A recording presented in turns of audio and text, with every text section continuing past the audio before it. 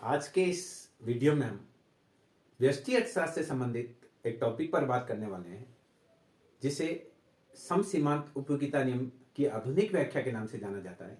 हमने पिछले वीडियो में ये जाना कि समसीमांत उपयोगिता नियम, लॉ ऑफ सब्स्टिट्यूशन या law of equal marginal utility क्या है, किस प्रकार से एक उपभोक्ता अपनी संतुष्टि को अधिकतम करने के लिए सभी वस्तुओं पर इस प्रकार से व्यय करना चाहता है कि उनकी अंतिम इकाई से प्राप्त सीमांत उपयोगिताएं बराबर हो।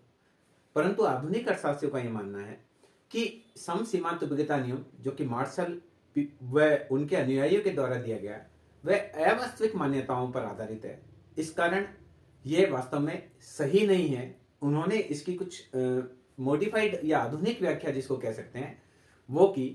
मूल रूप से उनका यह मानना था कि इस जो मार्शल के द्वारा प्रतिपादित जो समसीमांत उपयोगिता नियम है उसमें पहली प्रॉब्लम यह है कि उसमें द्रव की सीमांत यानी मुद्रा की सीमांत उपयोगिता को स्थिर माना गया, जबकि वास्तव में देखा जाए तो जैसे जैसे व्यक्ति के पास मुद्रा बढ़ती है मुद्रा की भी सीमांत उपयोगिता घटती है।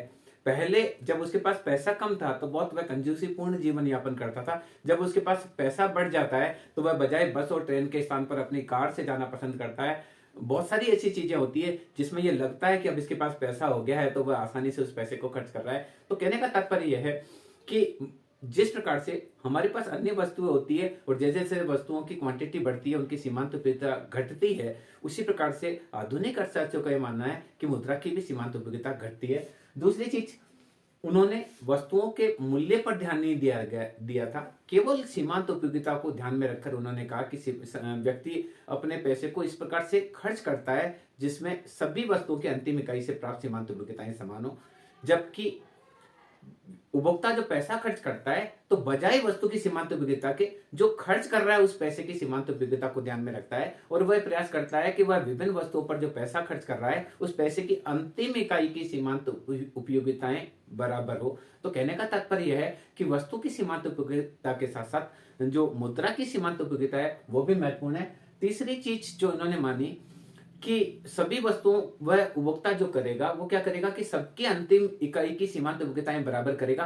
पर आलोचकों का या आधुनिक अर्थशास्त्रियों का मानना है कि एक व्यक्ति कार लेता है और साथ में एक नमक की थैली लेता है, दोनों की सीमांत उपयोगिताएं बराबर करने के लिए एक नमक की थैली की जो सीमांत उपयोगिता है और एक कार की सीमांत उपयोगिता है उनको बराबर करने के लिए व्यक्ति को 10-20 कार तो नहीं खरीदेगा, क्योंकि बहुत सारी ऐसी अविभाज्य वस्तुएं होती है जिनमें सीमांत उपयोगिता बराबर करना संभव है ही नहीं। एक व्यक्ति जो है एक एयर कंडीशन लेकर आया है और दूसरा साथ में वो एक हेयर ड्रायर लेकर आया है, तो कितने एयर कंडीशन खरीदेगा कि उसकी सीमांत उपयोगिता हेयर ड्रायर के बराबर होगी? ये पॉसिबल नहीं है। तो आधुनिक अर्थशास्त्री ये मानते थे कि वस्तुएं अविभाज्य होती है, तो ऐसी स्थिति में उनकी बहुत सारी वस्तुएं ऐसी होती है जिनकी सीमांत उपयोगिताएं बराबर किया जाना संभव है ही नहीं।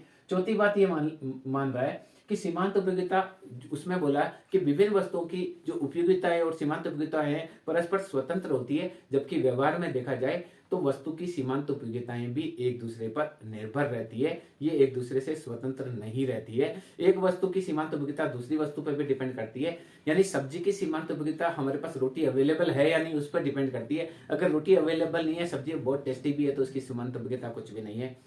पर यदि हमारे पास रोटी अवेलेबल है तो उस सब्जी की सीमांत उपयोगिता बढ़ जाएगी। तो कहने का तात्पर्य विभिन्न वस्तुओं में सीमांत उपयोगिताओं में भी आपस में संबंध पाया जाता है। तो इन आधारों पर जो आधुनिक अर्थशास्त्री है उन्होंने सीमांत उपयोगिता, समसीमांत उपयोगिता नियम का जो मार्शल द्वारा प्रतिपादित है या गोसेन के द्वितीय नियम के रूप में हम पढ़ते हैं, उनकी आलोचना करते हुए इसकी आधुनिक व्याख्या की गई, जिसको हम बोलते हैं कि modern assumptions of the law of equal marginal utility, समसीमांत उपयोगिता की आधुनिक व्याख्या, जिसमें जो अर्थशास्त्री है वो ये कहते हैं कि व्यक्ति जो है अंतिम वस्तु की सीमांत उपयोगिता को बराबर नहीं करता है, परंतु सीमांत उपयोगिता व कीमत के अनुपात को बराबर करता है। आधुनिक अर्थशास्त्री ये दो शर्त देते हैं कि जो सीमांत उपयोगिता को अधिकतम करने के लिए marginal utility of X upon price of X बराबर होना चाहिए marginal utility of Y upon price of Y, बराबर होना चाहिए marginal utility of Z upon price of Z, marginal utility of N upon price of N.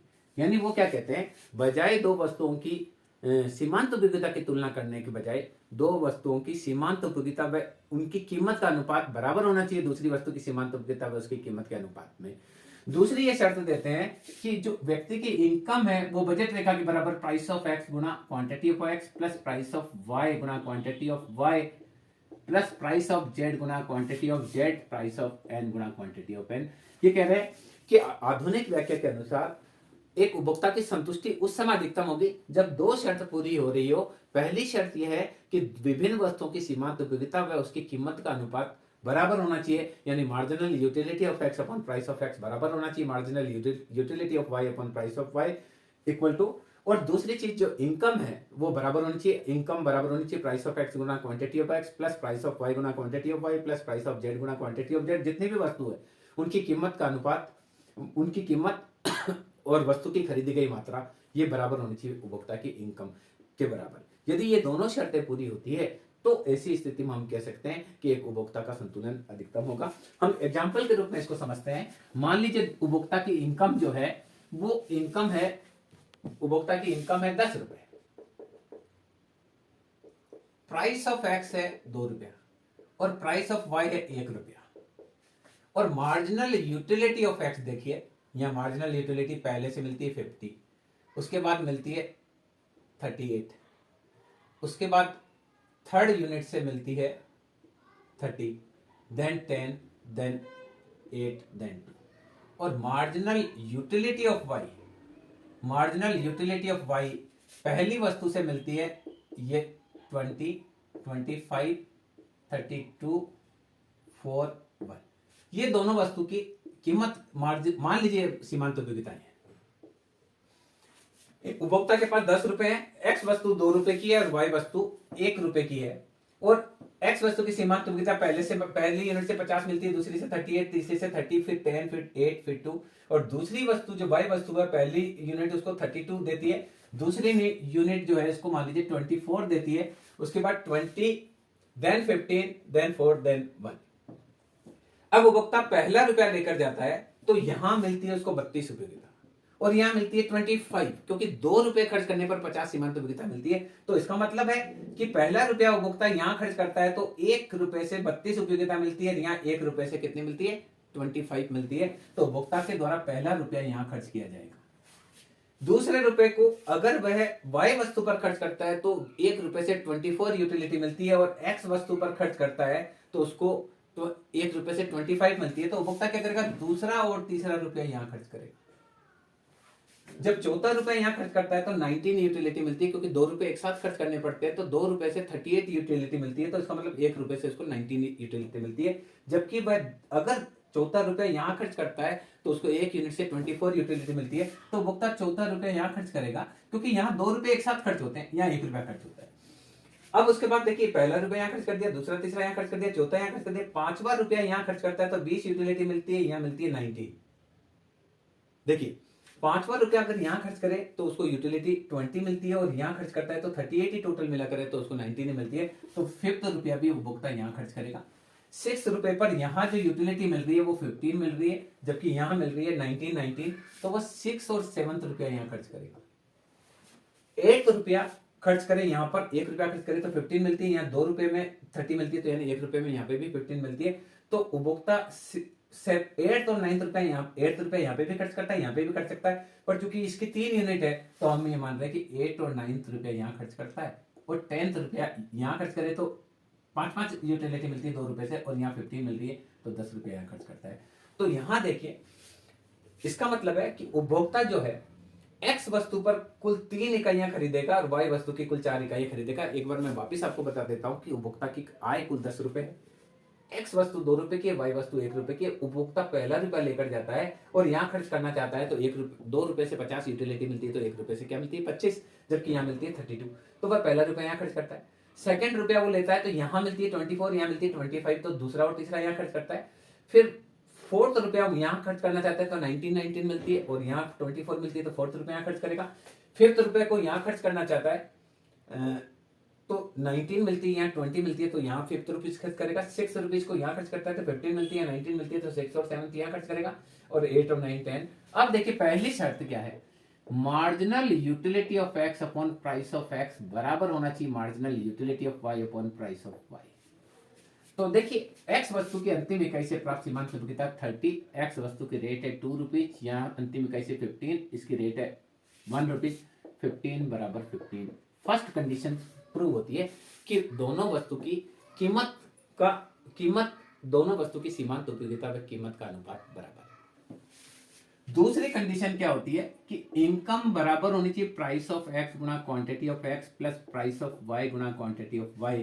तो यहां देखेंगे x वस्तु 2 रुपए की है और इन्होंने ली 3, और वाई वस्तु 1 रुपए की है और इन्होंने ली 4, तो है 6 + 4 दैट इज 10। इनकम 10 के बराबर है, 10 = 10।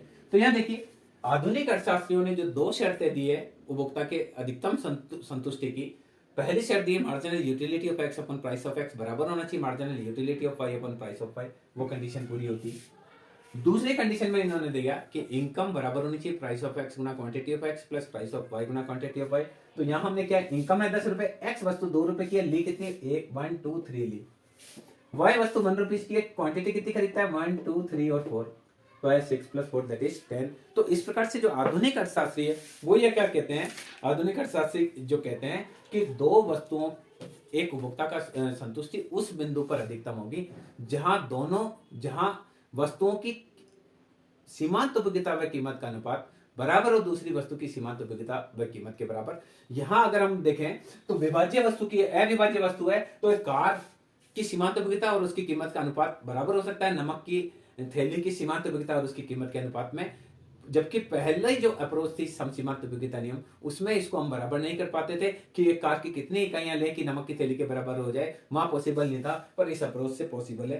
तो ये क्या कह रहे हैं, पीसी जैन एक इकोनॉमिस्ट हुए, वो क्या कह रहे हैं कि एक उपभोक्ता विभिन्न वस्तुओं पर धन इस प्रकार से व्यय करेगा जहां दोनों वस्तु की सीमांत उपयोगिता व कीमत का अनुपात बराबर हो जाए, जैसा कि पहली शर्त है ये। और बोल्डिंग क्या कहते हैं कि एक व्यय का सर्वोत्तम वितरण वह होता है जिसके अंतर्गत सभी मदों की भारित सीमांत उपयोगिताएं बराबर हो जाती है। यहां देखिए भारित सीमांत उपयोगिता हमने निकाली, marginal utility of X upon price of X बराबर marginal utility of Y upon price of Y. अगर ये भारित सीमांत उपयोगिताएं बराबर हो जाती है तो इसका मतलब उपभोक्ता ने अपने धन का वितरण सर्वोत्तम ढंग से किया है। इस प्रकार जो आधुनिक अर्थशास्त्री है उनका यह मानना है कि एक उपभोक्ता की संतुष्टि का स्तर उस बिंदु पर ज्यादा होता है, वहां वह अधिकतम संतुष्टि के स्तर पर होगा जहां पहली शर्त ये होती है कि दोनों जो विभिन्न वस्तुएं जो कि उपभोक्ता के द्वारा क्रय की जाती है उनकी सीमांत उपयोगिता व कीमत का अनुपात बराबर हो, यानी marginal utility of X upon price of X बराबर हो marginal utility of Y upon price of Y बराबर हो मार्जिनल यूटिलिटी ऑफ जेड बटा price of Z equal to जितनी भी वस्तुएं हैं उन सबकी सीमांत उपयोगिता व कीमत का अनुपात बराबर होना चाहिए। उपभोक्ता 10 वस्तु ले रहा है या 15 ले रहा है या 50 ले रहा है, सबकी सीमांत उपयोगिता और कीमत का अनुपात बराबर होना चाहिए। और दूसरी शर्त ये दे रहे हैं कि उपभोक्ता का बजट बराबर होना चाहिए, आई बराबर प्राइस ऑफ एक्स गुना quantity of X plus price of Y गुना quantity of Y plus price of Z गुना क्वांटिटी ऑफ जेड, यानी जितनी भी वस्तु है उन सबकी कीमत व मात्रा को प्लस करते जाए, जितनी भी उपभोक्ता के द्वारा वस्तु ली गई है और उनकी कीमत, फिर दूसरी वस्तु जो ली गई है उसकी कीमत से गुणा कर दी जाए, तीसरी वस्तु की कितनी क्वांटिटी ली उसकी कीमत से गुणा कर दिया जाए, तो कुल मिलाकर उपभोक्ता का जो टोटल व्यय है वह उसकी कुल आय के बराबर होना चाहिए। क्योंकि एक विवेकशील उपभोक्ता जो होता है न वह बचत करता है न ही वह उधार लेता है। तो इस सिद्धांत के अनुसार जो ये माना गया है कि जो समसीमांत उपयोगिता नियम है उसके आधुनिक व्याख्या में इन दो शर्त के पूर्ण होने पर यह मानते हैं कि एक उपभोक्ता का संतुलन बिंदु सर्वोत्तम होगा। तो ये जो इकोनॉमिस्ट है वो कहते हैं कि अधिकतम संतुष्टि का विश्लेषण करते हुए आय प्रतिबंध पर भी ध्यान देना चाहिए, जैसा कि हमने इसमें किया है। तो मैं समझता हूं इस वीडियो के माध्यम से आप समझ पाए होंगे कि समसीमांत उपयोगिता नियम की आधुनिक व्याख्या क्या है और आधुनिक जो सिद्धांत है वो वास्तविकता के ज्यादा निकट है, क्योंकि जो मार्शल का सिद्धांत था समसीमांत उपयोगिता विश्लेषण में वो अवास्तविक मान्यताओं पर आधारित था कि मुद्रा की सीमांत उपयोगिता स्थिर रहती है जबकि रहती नहीं है। उन्होंने माना कि दो वस्तुओं की जो उपयोगिता है उनमें आपस में कोई संबंध नहीं होता है जबकि वास्तव में होता है। तीसरी चीज उन्होंने मानी कि सभी वस्तु की अंतिम इकाई से प्राप्त सीमांत उपयोगिताएं बराबर होती है जबकि ऐसा पॉसिबल नहीं है। आप एक घर खरीद रहे हैं और साथ में आप एक साइकिल या आप ये सोचिए एक कार खरीद रहे हैं और एक साइकिल खरीद रहे हैं, तो दोनों की सीमांत उपयोगिताएं बराबर करने के लिए हो सकता है साइकिल की एक इकाई के बराबर आपको 50 कार लेनी पड़े तो भी सीमांत उपयोगिताएं बराबर होना संभव नहीं है। तो इस दृष्टि से हम कह सकते हैं कि जो आधुनिक व्याख्या है समसीमांत उपयोगिता नियम की वो ज्यादा वास्तविकता के निकट है और वर्तमान में वही ज्यादा प्रचलन में है। और इसके महत्व के बारे में बात करेंगे, तब आप समझेंगे कि सम सीमांत उपयोगिता नियम एक व्यापक नियम है जो लगभग इकोनॉमिक्स के सभी सेक्टर में लागू होता है। मैं समझता हूँ ये वीडियो के माध्यम से आप समझ पाए होंगे कि सम सीमांत उपयोगिता नियम की आधुनिक व्याख्या क्या है। धन्यवाद।